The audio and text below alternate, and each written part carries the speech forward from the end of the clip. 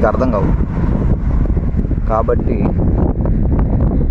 అందులోనూ నేను చూసిన వివాహ జీవితాలు ఎలా ఉన్నాయంటే, ఇప్పుడు మీరు ఏ గ్రంథం తీసుకున్నా సరే, ఒక బైబిల్ తీసుకున్నా, ఖురాన్ తీసుకున్నా, భగవద్గీత తీసుకున్నా, ఏమి తీసుకున్నా మనకు చెప్పేది ఏంటయ్యా అంటే,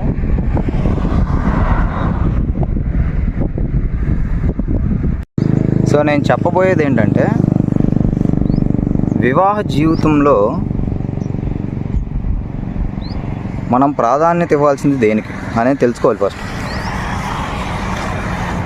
వివాహ జీవితంలో మనం ప్రాధాన్యత ఇవ్వాల్సింది దేనికండి చెప్పండి.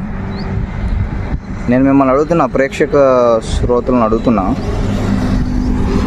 వివాహ జీవితాల్లో ప్రాధాన్యత దేనికి ఇవ్వాలి?